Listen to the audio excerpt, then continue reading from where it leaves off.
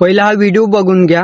हमारा भगवान एक ही है, शिव शंकर, और हम आदि अनंत में विश्वास करते हैं। हमारा एक ही धर्म है, वो सनातन धर्म है, और मैं किसी भीमराव अम्बेडकर जी को नहीं मानती हूँ। हे महिला म्हणते का मी आंबेडकरांना मानत नाही, मी शिवजींना मानते, हे बरोबर आहे। पण तो तुला बोलण्याचा अधिकार, तो तू काऱ्या सूट मध्ये आहेस त्याचा अधिकार, जो तू केस बांधतेस त्याचा अधिकार कोण दिलाय तुला? तर या भारताच्या संविधानाने दिलाय तुला।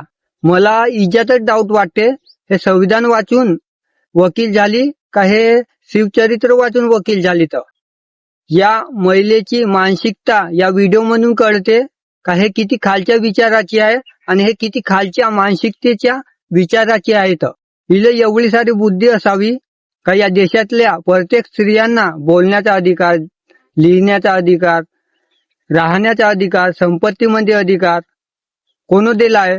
तर डॉक्टर बाबासाहेब आंबेडकरांनी तिला दिलाय। डिवोर्स मध्ये, मुलं दत्तक घेण्याचा, एखादी सरकारी महिला जर प्रेग्नन्सी मध्ये आणि मॅटर्निटी लिव्ह मध्ये पगार घेण्याचा सुद्धा अधिकार सुद्धा डॉक्टर बाबासाहेब आंबेडकरांनी तिला दिला आहे। या देशातल्या प्रत्येक स्त्रियांच्या हक्कासाठी हिंदू कोड बिल पास होत नाही म्हणून आपल्या कायदे पदाचा राजीनामा दिला। या देशातल्या प्रत्येक स्त्रियांवरती डॉक्टर बाबासाहेब आंबेडकरांचे अनंत उपकार आहेत आणि हे महिला म्हणते का मी डॉक्टर बाबासाहेब आंबेडकरांना मानत नाही। तुम्ही समजू शकता है किती खालच्या मानसिकतेच्या विचाराची आहेत। दिल में ये नफरतें लेके ना हो सके।